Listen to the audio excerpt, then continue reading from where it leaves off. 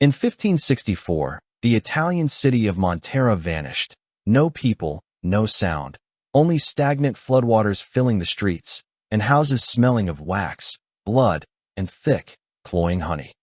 Those who entered later heard whispers, names of people long gone, their shadows slipping along the walls, as if the city itself tried to hold them in place. Every touch of furniture or floor returned a strange warmth, as if the hands of the vanished still lived inside the walls. You might think it's just a ghost city, but what if it's still breathing, still remembering, and watching you right now? In 1564, Monterra lay abandoned beneath a sky heavy with cloud, the kind of gray that seemed to press down on rooftops until even the chimneys leaned with exhaustion.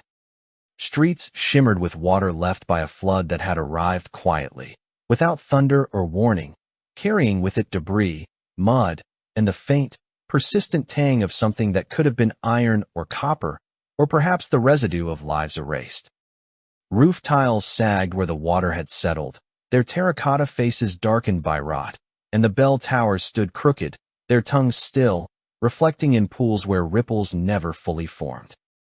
Every doorway gaped like a toothless mouth, shutters hanging loose on swollen hinges, panels warped by moisture until they curved unnaturally, as though the city itself had exhaled and allowed its body to collapse inward.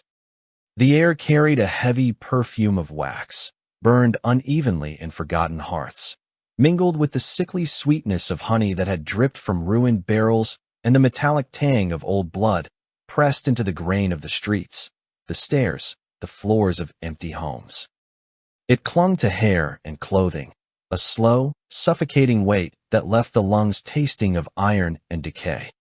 Through fractured walls and splintered beams came a soft, insistent murmur, voices that hovered just below the threshold of hearing, whispering names, fragments of conversation, partial confessions, as though the city itself sought to remember what its living residents had long since abandoned.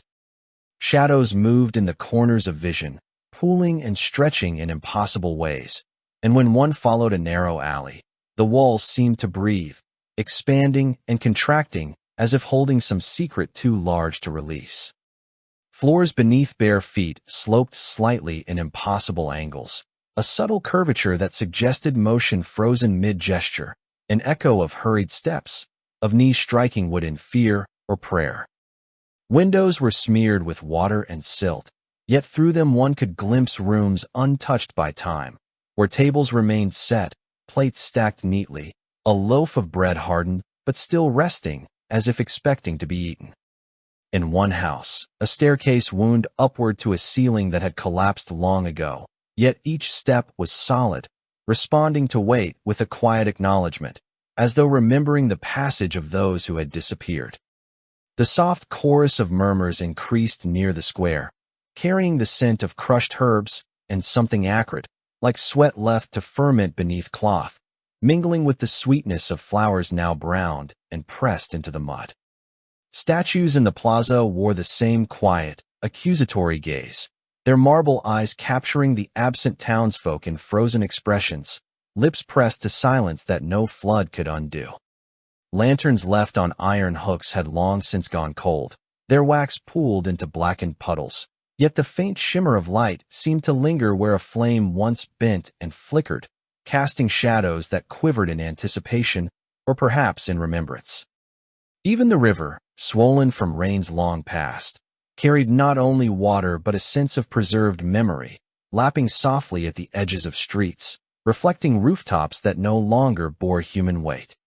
Every step through Monterra revealed fragments of life pressed into surfaces, footprints etched in mud hardened to stone, a handprint in plaster, the indentation of a chair left too long to fade, and all of it hummed with the quiet insistence of the vanished.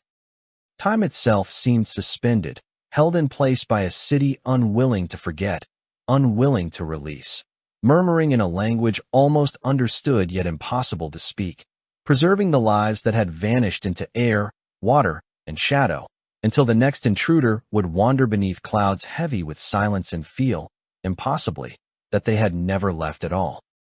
In 1564, Those who dared to step into Monterra found themselves swallowed by a silence so complete it pressed against the eardrums with a living weight, and the streets beneath their feet seemed to bend and stretch unnaturally, as if the pavement remembered every hurried step of those who had vanished without warning. Each cobblestone, slick with mud and lingering floodwater, held the memory of 1,000 gestures, every stride and stumble of the city's lost inhabitants, imprinting itself into the soles of the intruders' boots with subtle insistence. Shadows pooled in the corners, gathering into dense, viscous shapes that lingered far longer than light should allow, twisting at angles that made sense only to eyes attuned to the unnatural geometry of a city that refused to remain still. Walls bulged slightly in response to passing bodies, door frames tilted imperceptibly, and broken windows seemed to pulse beneath a fingertip, the cold glass giving faint resistance as though it contained the heartbeat of a body that had never existed, yet had once occupied the space with deliberate presence. Each room pressed its history onto the explorers, whispering in scents layered thickly over centuries, the bitter tang of stagnant water, the coppery sharpness of old blood, the decay of rotted wood and damp plaster, tempered with a faint sweetness of honey long fermented and of wax melted into unrecognizable shapes, a perfume that teased hope from fear and invited breath where it should have recoiled. Tables, set with dusty plates, cups chipped and dulled, remained arranged with meticulous care, as though their owners had simply stepped out for a moment and would return, though no door opened to welcome them. Chairs bore the memory of bent knees and weight pressed into time, their wooden frames warped in subtle arcs, as though remembering the pressure of each body that had leaned, shifted, or fallen in surrender. The explorers' shadows merged with the shadows of the absent, stretching across floors and walls in a dance that made it impossible to distinguish the living from the departed.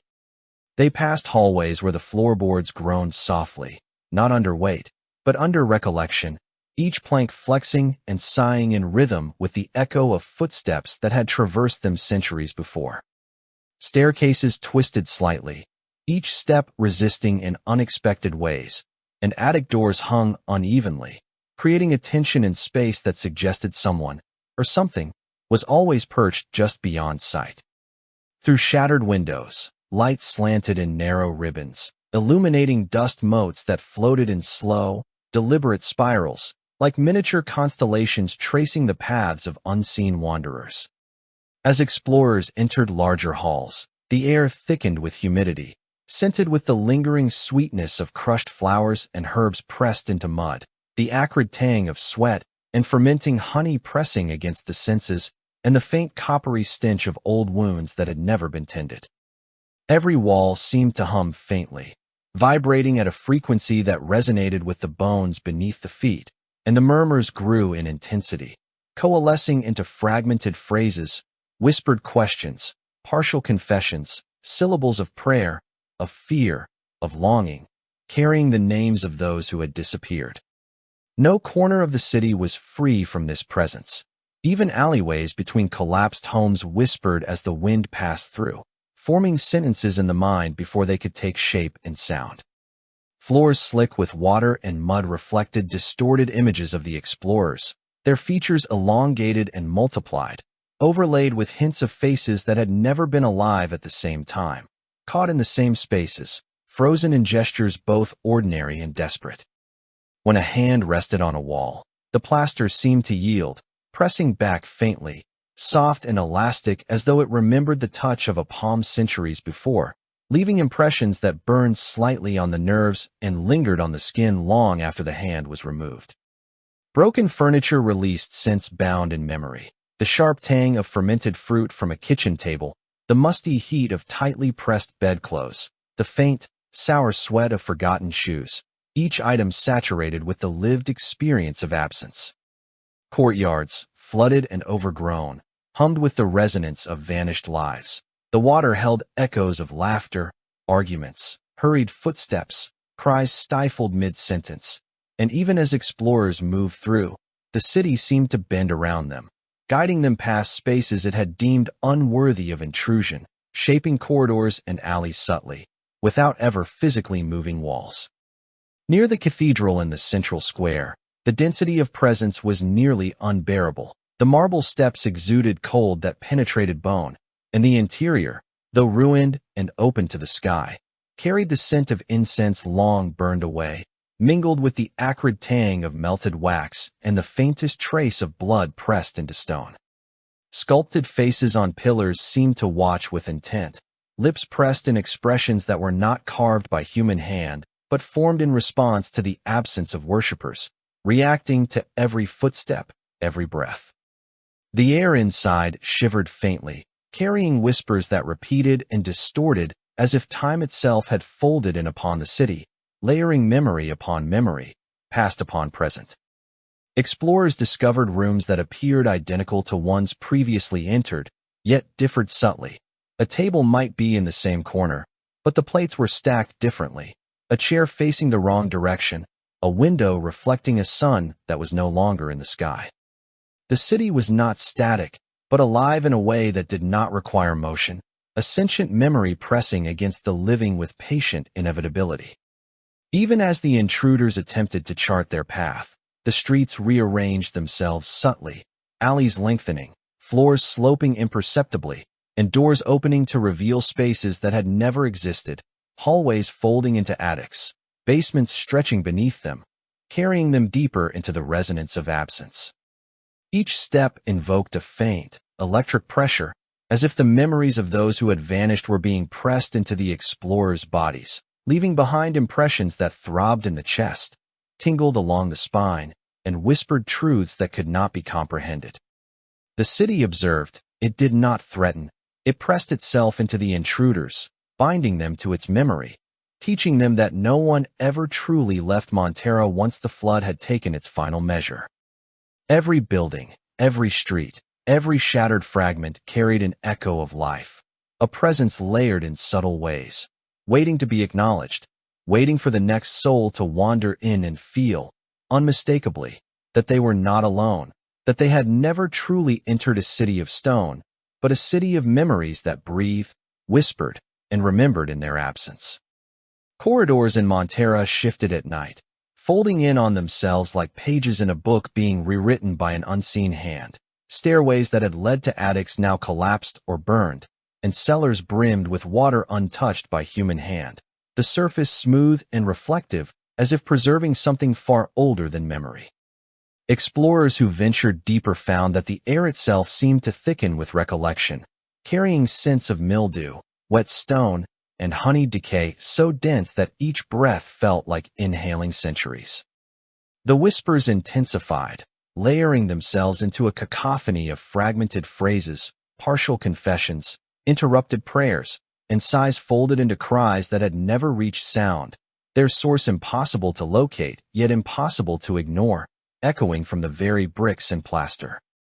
Time became unmoored. Minutes stretched into hours, and then contracted into seconds. The sun suspended in the sky, while shadows crawled in impossible directions, twisting along walls and floors in defiance of gravity, bending angles that the mind could not reconcile. A simple doorway could lead to rooms already seen, yet subtly altered, a window in a different position, a table rotated, a chair missing or duplicated, the faint imprint of someone's absence pressing into the floorboards. Explorers felt themselves swallowed into the city's memory, each footstep leaving a pulse behind that rippled through the walls and tiles, an imprint of living flesh that the city absorbed and remembered. The scent of burnt wax, mingled with the coppery tang of old blood and the sweetness of honey, layered over itself in infinite variations, forming invisible patterns that clung to hair, clothing, and skin, embedding the city's presence in every nerve. Even the wind that moved through broken windows carried this perfume, teasing the senses with the faint illusion of a hand brushing past, a knee pressed to the floor, a whispered breath held too long.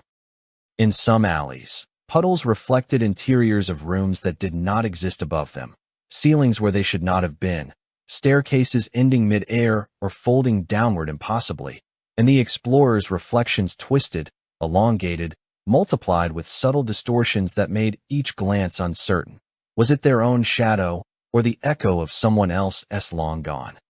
The city's stones seemed to pulse with memory, pressing outward through walls and floors, vibrating with lives that had never ceased, and each corner, hallway, and threshold carried the faint, almost imperceptible pressure of hands that had brushed the surfaces centuries before. As night deepened, the whispers became more coherent in tone, though never entirely understandable, uttering fragments of accusation, fear, desire, and warning, the language partially familiar yet impossible to translate fully, carrying the weight of knowledge and absence simultaneously. Floors sloped and warped beneath their weight, subtly guiding explorers toward rooms they had not intended to enter, while walls expanded and contracted to compress or lengthen their path, ensuring that no one traversed the city unobserved or unmarked. The city did not age, it did not rot further, yet every tile, every beam, every broken shutter bore the indelible imprint of time folded upon itself, of lives layered one upon another, pressed into every surface in a memory so dense it resisted comprehension.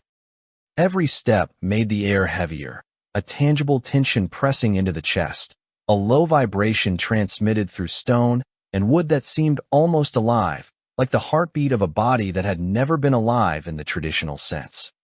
Hallways curved around corners that led nowhere. Doors opened onto voids filled with the faint shimmer of water reflecting shattered ceilings, and basements revealed flooded rooms where broken furniture floated just beneath the surface, suspended in time.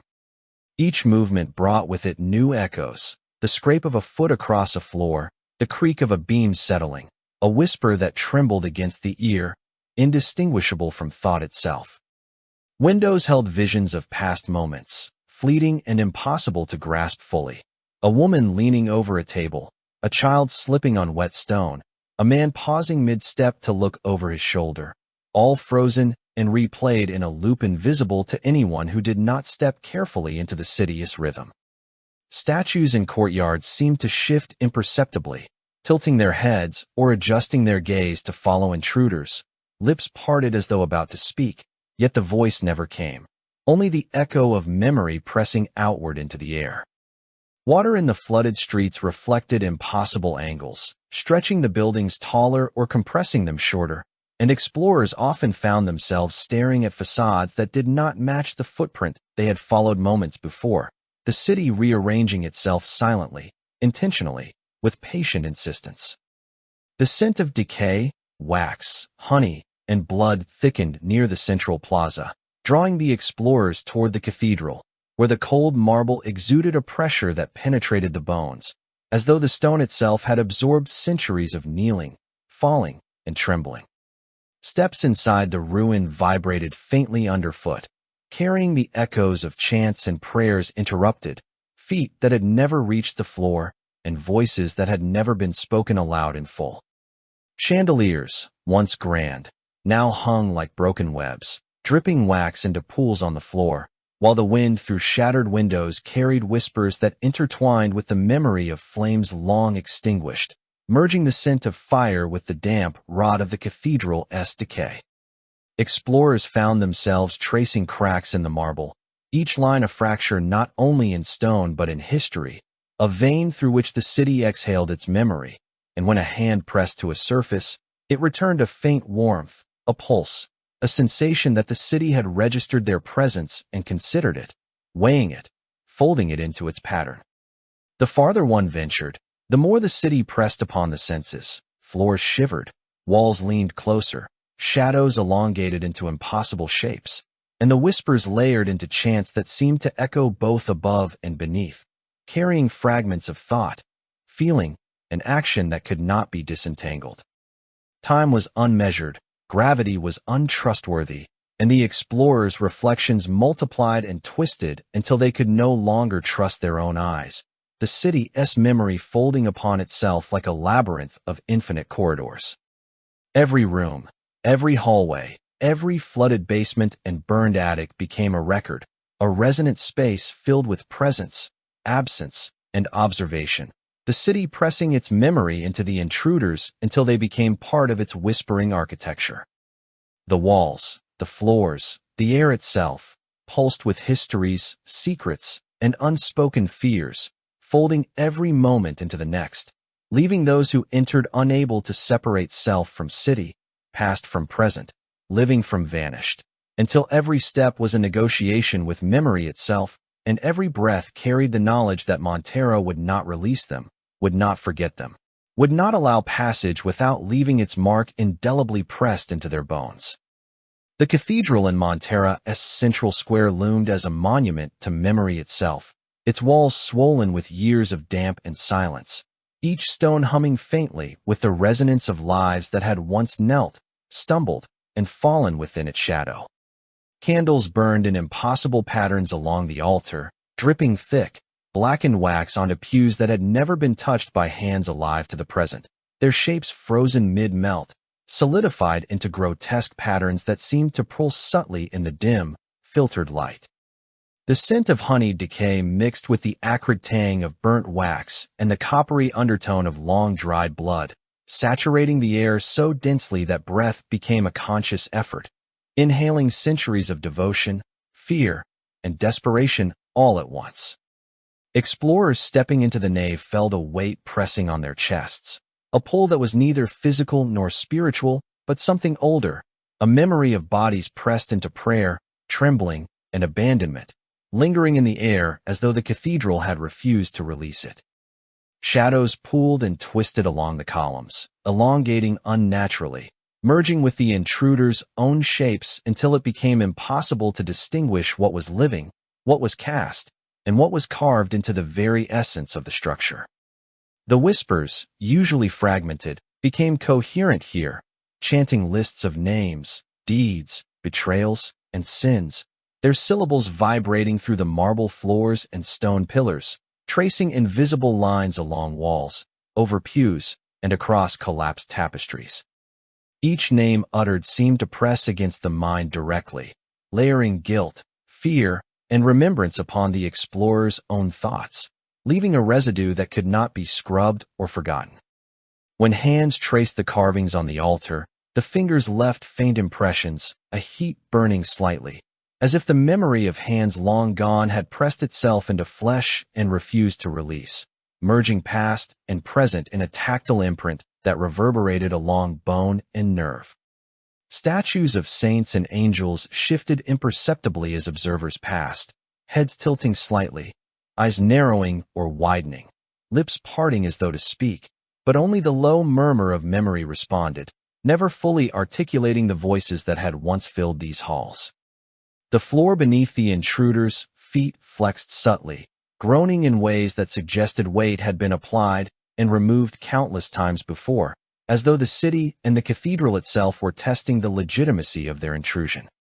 Stained glass windows, though shattered in many places, refracted light in impossible angles, scattering faint rainbows across surfaces that did not exist in straight planes, stretching the space and warping perception, making one room appear as many, one doorway lead to dozens, one staircase fold into itself endlessly. Even the organ, blackened with neglect and soaked by years of floodwater, vibrated faintly, emitting low, undulating tones that seemed to echo the rhythm of hearts long still, amplifying the whispers into a cathedral-wide symphony of presence and absence. Alcoves and side chapels held artifacts that were no longer sacred in any conventional sense, but were saturated with the memory of touch, each candle stub pressed into a holder, each plate and chalice bearing invisible fingerprints, each cloth retaining the faint warmth of a hand that had once folded it carefully. Explorers discovered niches where water had pooled over centuries, reflecting ceilings that had ceased to exist, the surface of the water trembling with invisible motions as if the reflection itself contained lives trapped within. Each step forward was mirrored by a counter-step from unseen presences, sometimes gentle, sometimes insistent, brushing against the explorers' ankles, crawling along their spines, or pressing into the soles of their feet, leaving sensations that lingered long after a hallway had been passed. The air itself thickened near the altar, a dense, almost tangible mist of scent and memory that resisted penetration, curling around clothing, hair, and skin, embedding fragments of the cathedral's past into the very nerves. Columns carved with intricate reliefs seemed to shift subtly as attention lingered, faces once serene twisting into expressions of despair or accusation, gestures frozen mid-motion now animated in faint, ghostly relief, yet moving only when observed.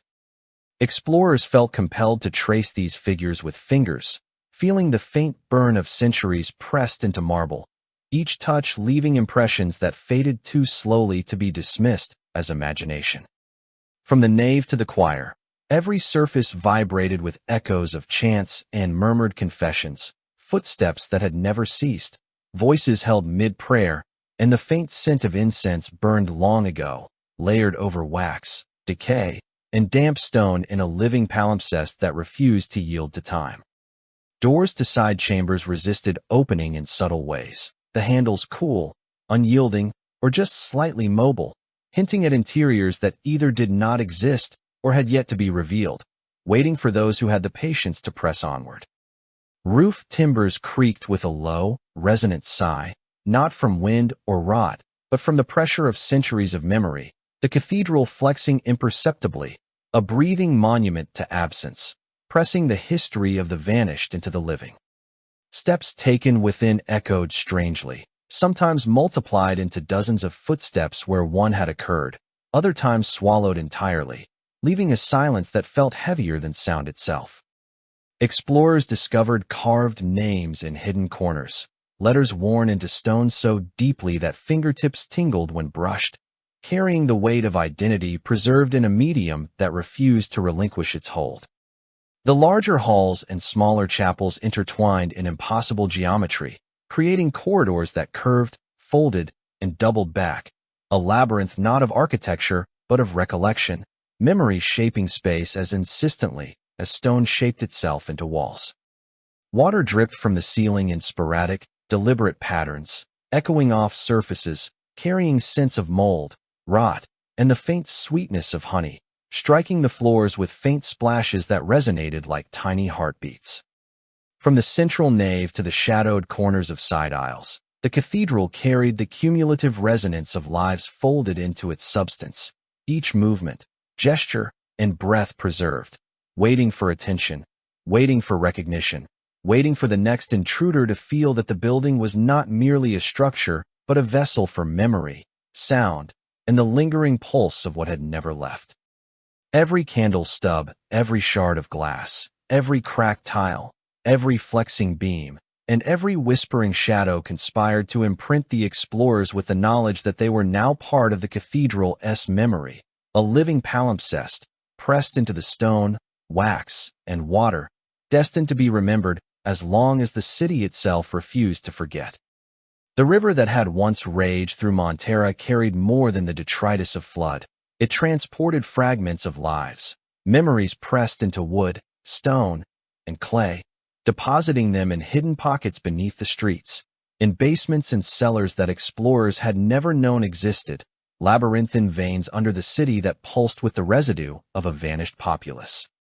Boats that dared to glide across its swollen waters sometimes disappeared entirely, vanishing without a sound, only to reappear days later, hulls etched with scratches forming shapes and symbols that resembled letters but were twisted, illegible, their meaning hovering on the edge of recognition, like a memory half forgotten yet pressing urgently against the mind. The water did not merely flow, it seemed to breathe, expanding and contracting with a deliberate rhythm that neither wind nor current dictated, inhaling debris, exhaling scents of wax, old blood, and sticky honeyed sweetness, wrapping them into a dense fog that lingered over the riverbanks, shifting with tides and temperature, imperceptible to some, suffocating to others. Explorers navigating these channels felt the river beneath their hulls pulse in sympathy with their own hearts, the wood vibrating subtly as if alive, carrying faint impressions of hands, feet, and knees that had once touched it, long absorbed into its memory. In some stretches, the water reflected impossible angles of the city above, showing buildings intact where the surface revealed ruins, doors closed where windows hung broken, chimneys rising into skies that had never been present, layering reality over reflection in ways that disoriented perception and memory alike. Whispers traveled through the river as sound did not, soft murmurs brushing against ears like fingertips, phrases that might have been names, pleas, or accusations, forming half-understood sentences that burrowed into thought, embedding themselves in neural folds, refusing to release those who lingered too long. Explorers found themselves compelled to pause, feeling the water's invisible pulse synchronize with their own breathing, their steps becoming hesitant, their eyes drawn repeatedly to the same reflections, the same half-seen figures that shifted just beyond clarity. In certain flooded basements, debris formed shapes resembling furniture, toys, clothing, items pressed against time itself, suspended mid-motion as if the city had chosen to freeze them in the act of living, refusing decay, refusing erasure. The walls of these submerged chambers vibrated faintly with resonance, transmitting the pressure of long-gone bodies pressing, kneeling, crouching, hands scratching desperate names into plaster and wood that the water now held in delicate suspension. The air above the river, though separate from the water, carried its memory. A faint stickiness clung to clothing and hair, the combined scent of mold, honey, wax, and copper filling nostrils in waves that could not be ignored, layering the living with the imprints of those who had vanished, ensuring no intruder moved unmarked through the city. Boats that remained too long in certain channels seemed to gather weight beyond their construction, as if the water itself had pressed against them, insinuating the past into hull and keel, until explorers felt the vibration of bodies along the planks, the shiver of displaced air along their ribs, a sense of being watched by presences that had never left. The scratches on recovered vessels were never random. They traced patterns across the wood, overlapping and intersecting, forming warnings and fragments of identity, leaving the explorers with a gnawing understanding that the river retained not only the objects but the intent, the memory, the essence of those who had been washed away, preserving both caution and history in every grain of timber. Descending beneath the streets, in tunnels and aqueducts that ran beneath the surface, explorers discovered flooded chambers where the water's clarity rendered impossible reflections, ceiling arches that did not exist above, stairways inverted into darkness, shadows of figures pressing from below, as if the water itself had recorded not only their form but their intention, replaying gestures and actions in liquid fidelity. Every step through these tunnels carried with it the resonance of 1,000 previous movements, the floors and walls vibrating imperceptibly underfoot, imprinting explorers into the sediment of memory, leaving a pulse behind that would merge with the river's rhythm, ensuring they, too, became a whisper. The longer they lingered, the more the boundary between self and city eroded. Thoughts became punctuated with phrases that were not their own, partial sentences, impressions of fear, longing, guilt, and hope folding into cognition until mind and memory were inseparable from the city's echo. Time itself distorted near the river, hours stretching into days as reflections and whispers shifted subtly around explorers, the water holding them in a loop of perception where it became impossible to measure duration accurately, where sunrise and sunset were irrelevant to the living immersed in the pulse of the vanished. Occasionally, fragments of personal effects floated to the surface, a child's toy suspended mid-flood, a charred chair whose grain retained the heat of long-extinguished flames, scraps of parchment stiff with age and waterlogged with the essence of previous touch, each object radiating memory so palpable that hands pressed against them tingled with warmth and pressure as though the city were testing their presence, weighing their intrusion, imprinting their own pulse into the continuum. The explorers' reflections in the water multiplied, fragmented, and twisted in ways that mimicked not only their own bodies but traces of those who had walked these streets before, figures moving just out of phase, their eyes glinting with recognition, their gestures caught between life and afterlife, leaving the living unsure where observation ended and memory began. As the current carried debris through half-hidden canals, the air above swirled with scent, shadow, and whisper, layering every inch of city and explorer with residue of absence. The longer they lingered, the more the intruders' thoughts blurred, their decisions interlaced with suggestions that were not their own, murmurs they could not identify, knowledge of streets, houses, and lives that had never touched them, yet now pressed with the weight of inevitability. Those who moved too slowly felt their consciousness stretch and fold into the rhythm of the water, limbs growing heavy, heartbeats echoing in synchrony with a pulse older than memory, until thoughts were no longer private, but a chorus of whispers shaped by the city itself. The river had become both vessel and judge, absorbing all that it carried and returning it selectively, imprinting explorers with history, fear, and faint hope in equal measure, until the line between self and vanish dissolved entirely, leaving bodies present, yet minds already folded into the murmuring, breathing memory of Monterra itself. The moment he stepped into the first glimmer of dawn, the city of Monterra responded, subtle at first, like a shift in the weight of air, a change in the cadence of shadows. Streets he had walked the night before were gone, replaced by corridors that twisted impossibly, walls bending to obscure what had once been familiar. Cobblestones rose and fell beneath his feet, slick with lingering floodwater, forming ridges and valleys that shifted with each step, as though the city itself were a living map, redrawing itself in response to thought, hesitation, and fear. The houses leaned inward, their roofs swaying faintly, tilting with the weight of memory, chimneys bending to peer down at him as though curious, accusatory, aware. He turned, searching for a path he thought he remembered, but every turn revealed only new angles, stairways that ended mid-air, doors that led to brick walls, and windows reflecting not the sky, but interiors of rooms he had never entered, furnished with chairs, tables, and toys of long-vanished children, each object holding the faint warmth of a hand that had touched it centuries before. The whispers, faint at first, gathered into a chorus, rising from the stones and water, layering over one another with precision, each voice carrying a name, a fragment of confession, a pulse of accusation, converging on him with the certainty of inevitability. He realized, as the sound pressed against his skull, that they were not merely voices of the vanished. They were the city itself speaking, a rhythm of breath and memory, articulating histories he had no right to witness, histories pressing against the mind with a density that made thinking feel like trespass. Shadows that had clung to corners of buildings began to detach, stretching along streets, detouring across alleys, circling lanterns, moving with deliberate intent, flickering with the echo of forms once human, gestures preserved in the pull of stone and wood, their movements synchronized with the whispering chorus.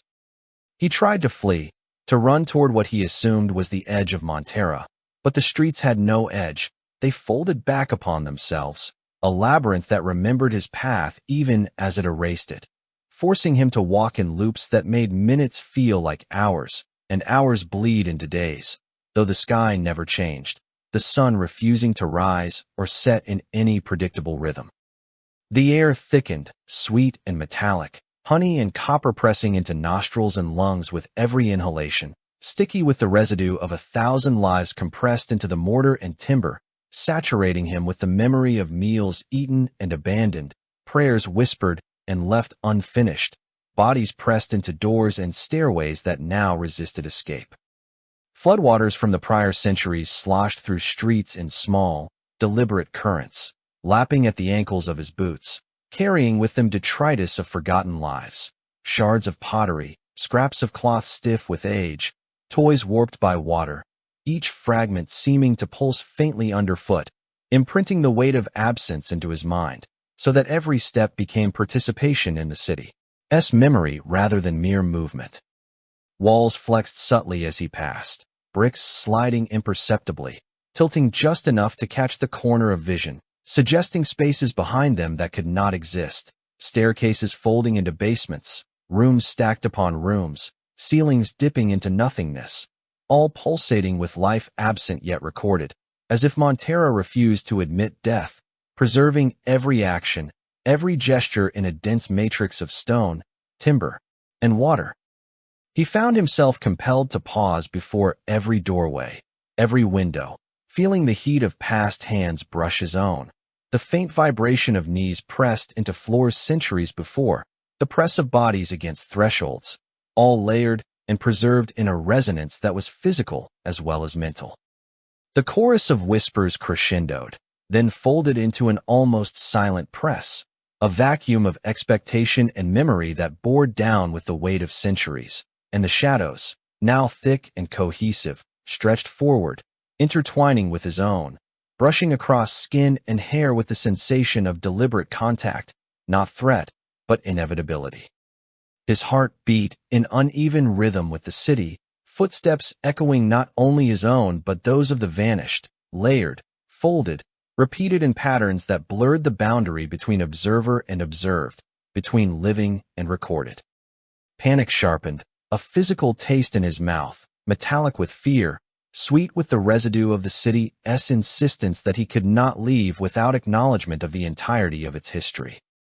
And then, as the moon climbed high and silvered every surface, the city inhaled sharply, a single, collective exhalation that rippled through cobblestones, walls, floodwaters, and shadows, carrying him forward in a motion that was neither lift nor fall, neither step nor leap, but a transport into a void where memory and matter merged. He felt himself stretch across centuries in an instant, consciousness folding upon consciousness, the pulse of every vanished life pressing against his bones, every whisper scraping along nerves, every shadow brushing his skin with intent and attention. Then he was elsewhere, neither inside Monterra nor fully outside it, suspended in a liminal space where the city's whispers echoed endlessly, repeating names, gestures, and histories he had not known he could comprehend, imprinting him as one more layer in the palimpsest of walls, timber, and water. Behind him, Monterra returned to its silence, streets and river flowing still as if nothing had moved, walls set in patience, shadows settling into corners, the honeyed scent of blood and wax lingering faintly over streets washed clean by centuries, waiting for the next intruder foolish enough to enter, to hear, and to be taken into its memory forever, a city that lived not merely in space, but in the act of remembering, breathing, and claiming all who dared to walk its cobblestones.